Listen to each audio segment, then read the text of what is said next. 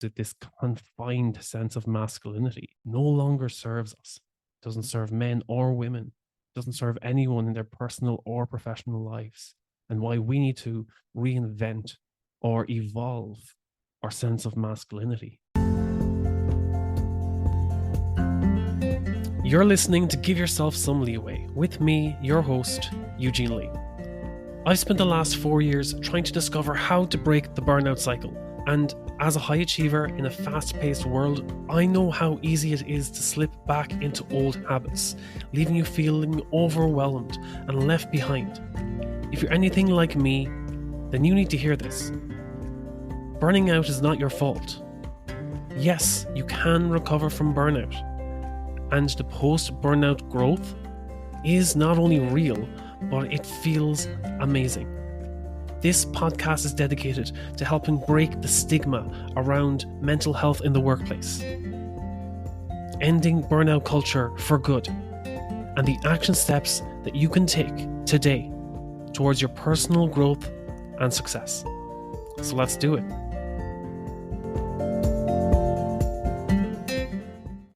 Good morning and welcome to episode 128. I'm not sure if I should be counting these. For some reason, I haven't been mentioning what number I'm on, but now that I say it, I'm like, wow, okay, we're 128 episodes in. This is pretty cool. I've also noticed that when I do solo episodes, I'm a much calmer and quieter than when I do interviews. So am I more energetically charged in a two-way conversation? I don't know. Or maybe it's just I get really passionate about certain topics. But yeah, by the time this episode airs, I'll be flying on a work trip to Hong Kong. So I really can't wait to share what insights and perspectives I get from that trip in the future episodes. So I hope to let you all know when I get back. But before we start, I want to make sure you've had your win today. Whether you're listening to this in the morning or in the evening, have you had your 1% win? How have you grown today? What have you done as a future gift to yourself? Have you had your glass of water to clear your brain, to help you think clearly, to make those key decisions that are going to follow later in the day, to rehydrate yourself after a good night's sleep? Have you had your first smile? Is this the first smile you're seeing today? If you're watching the video, of course. How have you set yourself up to win today? What is your win? Today, I want to talk about something that came up in last week's episode with John Robinson. We were talking about this sense of stoicism and masculinity, this macho attitude in the workplace.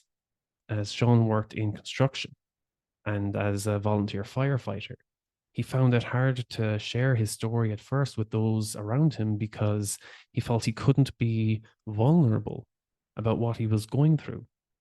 When he wanted to stop drinking, he felt that everyone made up excuses as if they were trying to defend him so that he wouldn't look as vulnerable, the fact that he was making this decision not to drink alcohol all the time. So he felt that he couldn't share what he was truly going through because of this traditional sense of masculinity that was all around him. And this reminded me of a previous interview I had with Ed Frauenheim. And he co-wrote a book called Reinventing Masculinity. And this came up, it just struck a chord with me. I was like, this brings me back a lot to reinventing masculinity.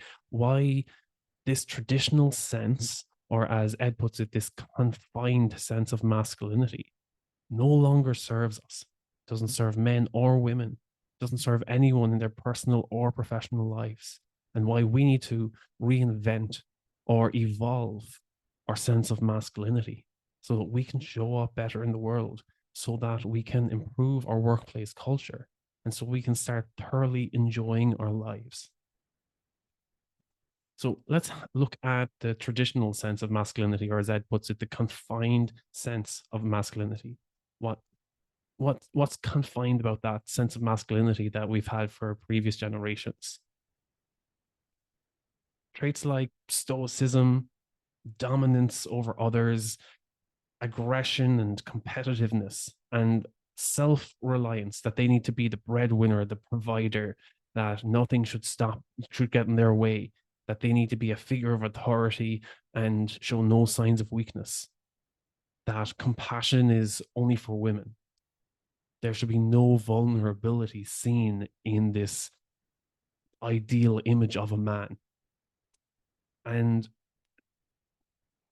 that sense of masculinity is detrimental to not only your emotional well-being but also your mental well-being if you cannot foster relationships with others. If you find yourself in a state where you can't reach out and make personal connections, at face value, you're pursuing success and external validation. But in your weakest moments, you feel that you can't reach out to others. And that ultimately leads to burnout. If you find yourself suppressing your emotions over time and knowing that, or thinking that you have no one in your network that you can share those feelings with or those weaknesses with so that you can overcome those obstacles, if you feel you need to suppress them, and then you only have two options, either to act out with an emotional outburst or check out and just completely detach yourself from all emotion. And that can lead to depression, anxiety, and overwhelm.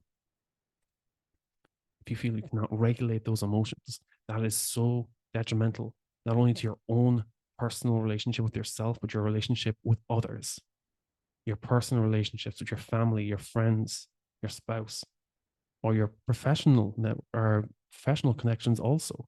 If you lash out at work, well, that's your career gone. This traditional sense of dominance and control leads to micromanaging.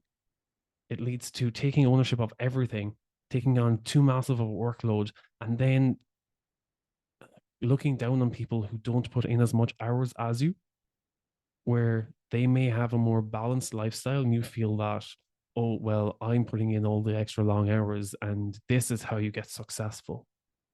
And then you tie all of the work that you put into your self-worth, as if you ever exhausted yourself or tried to slow down, that you would see yourself as a failure because you were no longer putting in the extra hours that you once did.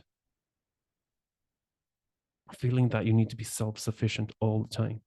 You cannot depend on others to help you.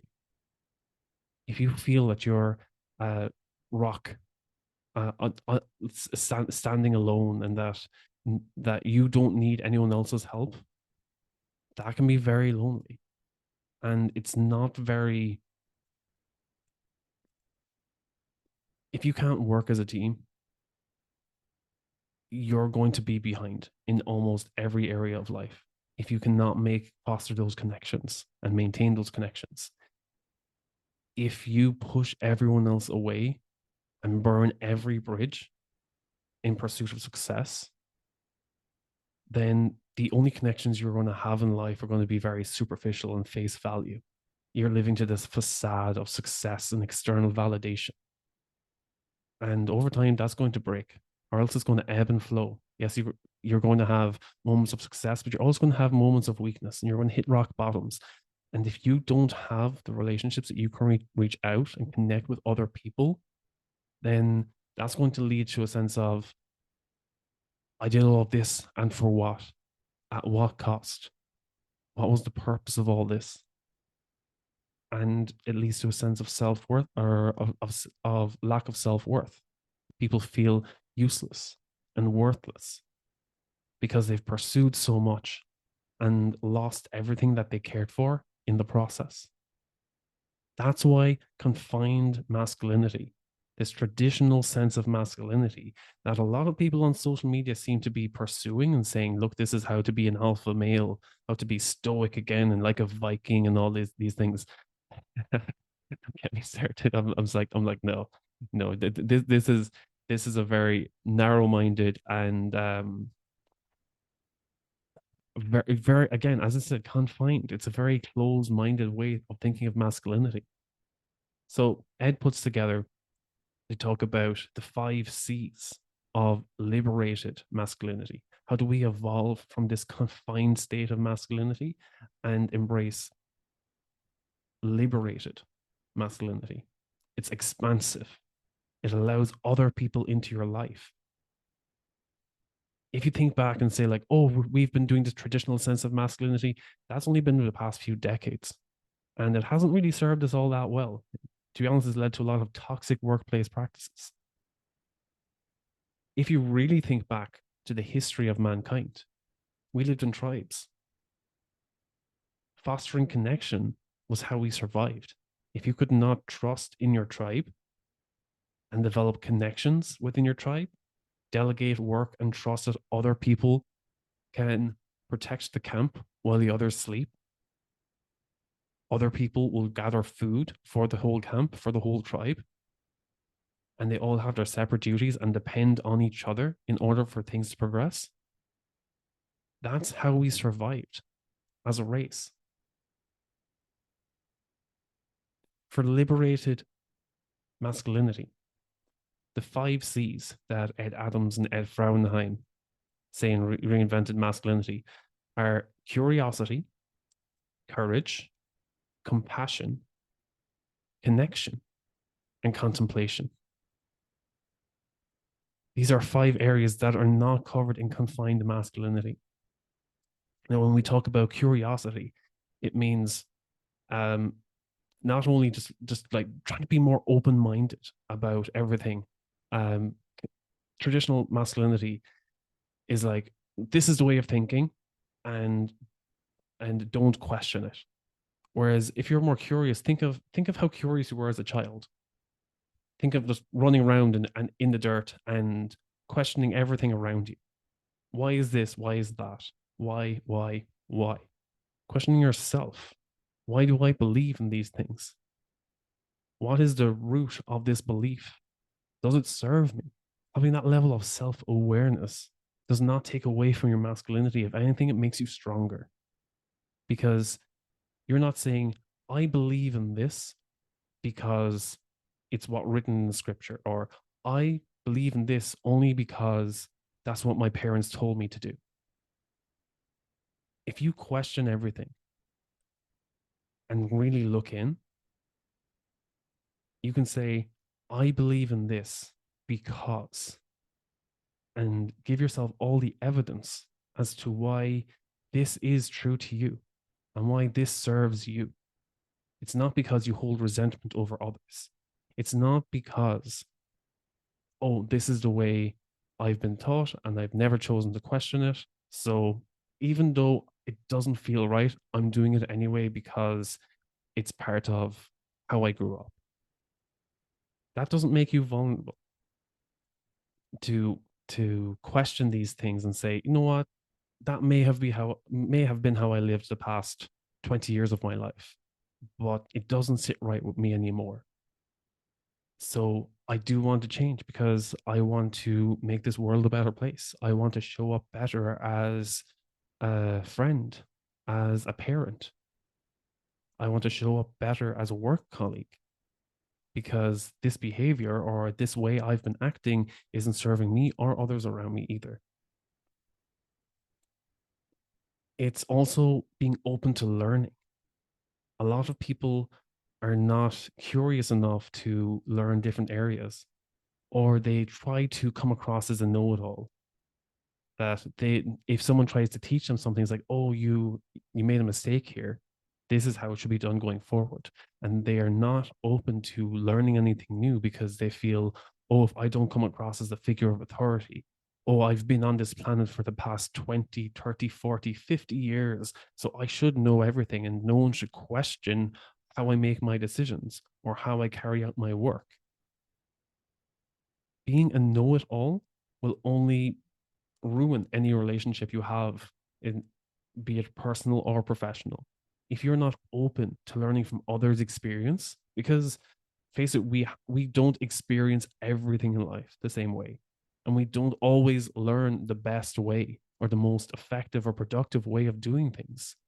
And as technology progresses too, we can't keep up to date all the time. And some people, are really good and really talented at focusing in on and honing in on what really works and saying, like, hey, look, this is something that I see what you're doing and I know how to do it 10 times faster and could save you a lot of time and effort if you do it this way. Being more open minded, and instead of being a know it all, becoming a learn it all. That you're saying, okay, this is what I know, but hey, I'm open to seeing how you do it. And maybe it could speed things up. Maybe it doesn't work for me, but I'm at least open and curious enough to trying to make that change. The second point was courage. And this goes beyond the sense of, courage is this bravery of running into a burning building to save people, or these random acts of bravery and courage. That's how a man defines himself, going out into the battlefield. Courage goes a lot deeper than that. I always think of in To Kill a Mockingbird. There was a quote. I'm probably going to get this wrong, but it was Atticus Finch, and he was telling Jem and Scout about not that courage is not a man with a gun in his hand. It is knowing you're licked before you begin, and you begin anyway. That he knew that no one else was going to take his side, where he was defending a black man in a trial, that he was going to be guilty anyway, regardless of the circumstances. And he was willing to defend him anyway because he knew it was the right thing to do. That his beliefs were so strong that he knew that in his core, the core of his very being, that he knew that this was wrong. And he was still willing to fight for what he believed in. That was true courage. So a lot of men who believe in this traditional or confined sense of masculinity, they are confined to thinking, I can't go against the current, or I can't go against what my traditional sense of masculinity tells me to believe, because I will look weak or I look like I'm going against everyone else. Whereas having the courage to stand up for who you truly are and embrace your vulnerabilities, speak freely about your vulnerabilities, and be authentic to yourself, no matter what others think, that is a true sense of courage. Being open to sharing your emotions, to being able to empathize with others, that's not a weakness. Having that sense of courage to be able to extend yourself to others and lift them up, to be able to express your emotions when you're down, and to be open to let others help you, that takes courage. This also ties into compassion. The third point was compassion. Having compassion for others. There's nothing feminine about compassion. If anything, compassion is a very masculine trait. A masculine sense of compassion is different to a feminine passion or feminine compassion. It's when people can't be compassionate with others or even with themselves, it leads to it's a very narrow way of thinking, that you need to be completely numb to emotion, that you're not allowed to express uh, fragility or vulnerability. Not having compassion leads to people going around and just scowling and being aggressive and dominant, and not actually having these emotional outbursts because they don't know how to regulate that emotion, how to show compassion to other people, to be present and empathize with others, with how they're feeling. And men usually have this thing where they push all their emotions down, and if anyone asks them how they are, no matter how overwhelmed or insecure or unstable they feel, they just say, oh, I'm fine, don't worry about it. Or if someone else starts expressing their emotions and they're feeling a bit down, they just say, oh, you'll be okay, you'll be fine, don't worry about that. Because they're just deflecting it, because they don't want to be vulnerable and say, look, you're going through a rough time, And I know it's not okay right now, but with the right people in your life and the right tools and practices, we can get through this. There is support available. This is how you feel in this moment, and it can get better again. For a lot of people, they don't have that level of compassion or empathy because it takes practice. It's something that they have been conditioned not to show because it's not in that confined sense of masculinity.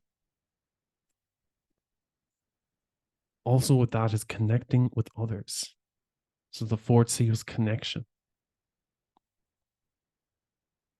People have these friends that they've had since childhood, and they say, "Oh, these are my best friends. I've known them since I was 4 years old, and I've spent the last 40 years catching up with them maybe once or twice a year.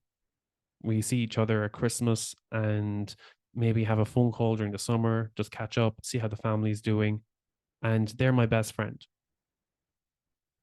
To think that you only have those emotional connections or personal connections with someone once or twice a year, rather than being able to catch up more frequently, maybe once every month or every weekend that you meet up with someone and say, "Hey, this is how I feel in this moment." This having those personal connections beyond your partner, beyond your family. Sometimes people don't even have those connections with their partner or their family.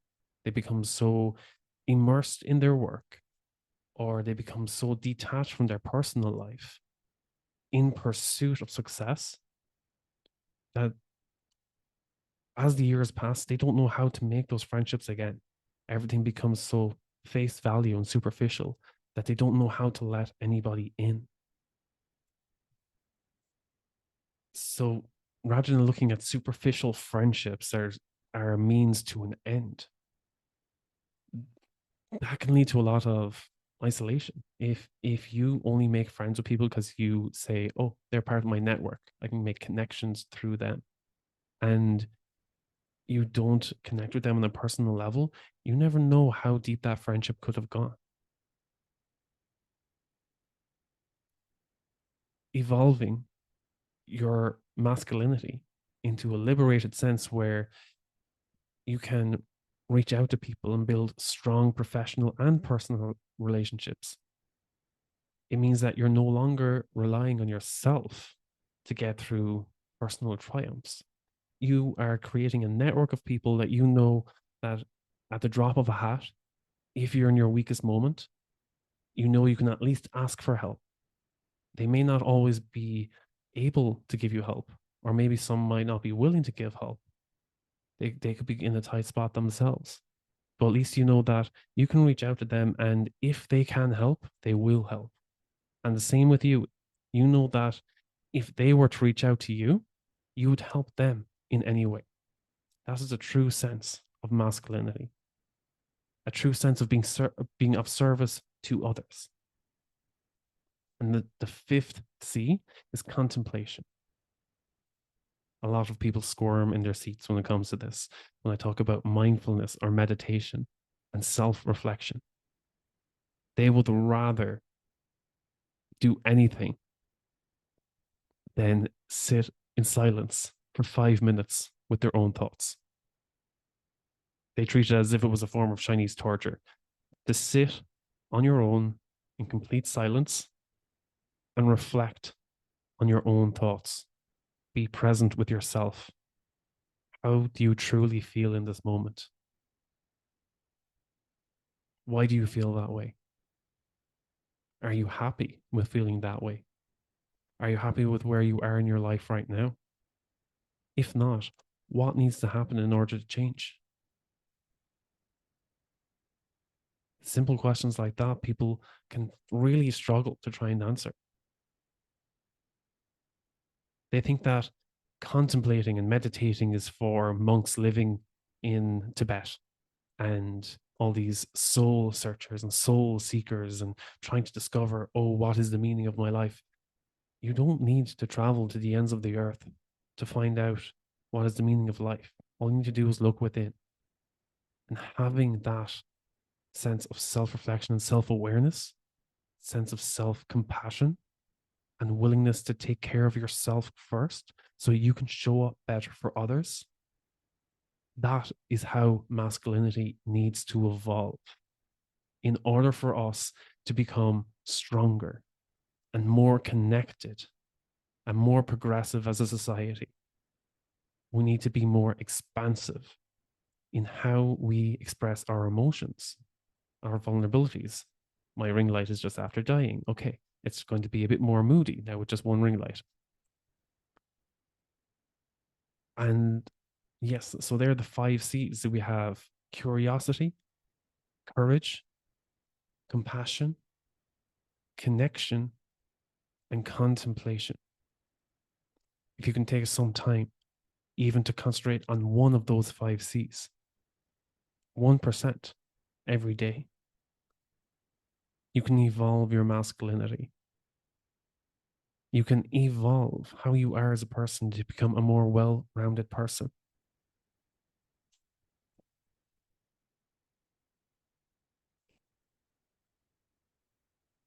If you feel that you relate more to the traditional sense of masculinity and you feel that, well, this has served me for the past 50 years or the last 20 years in business, this is how it's always been, and I'm not feeling it as much in society anymore, or people are dropping out, we're having massive turnover, we're seeing it everywhere, because I mean the burnout, people are trying to push it under the rug.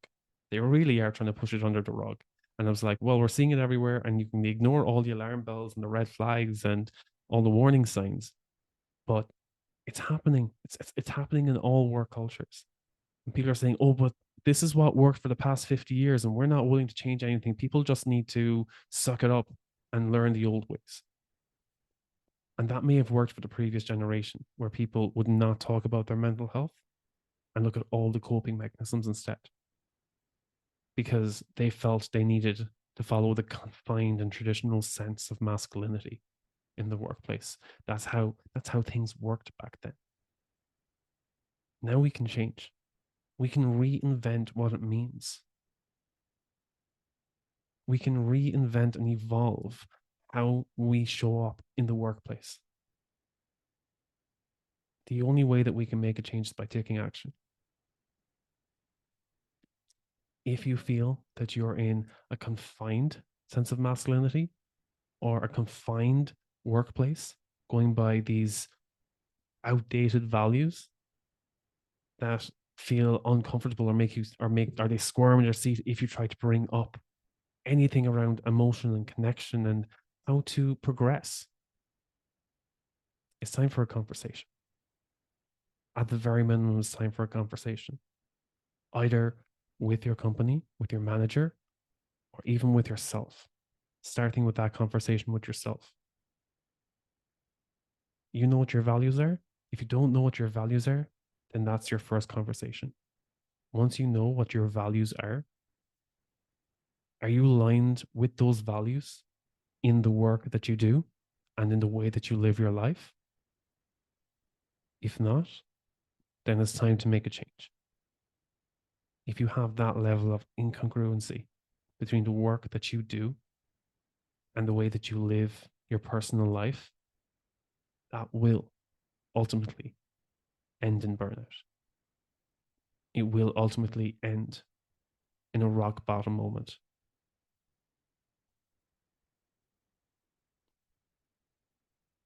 If you want to discuss this further, let's jump on the call. I'll take 15 minutes of your time. Half a Netflix episode. Not even taking a full Netflix episode now. 15 minutes. And let's see. How can we help you align better to your values? How can we get out of this confined sense of masculinity, as Sean talked about in the construction industry last week?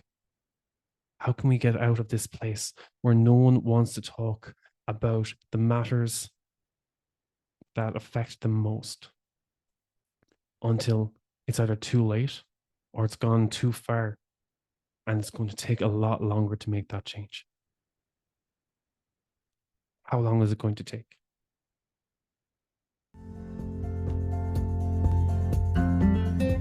until next week, take care.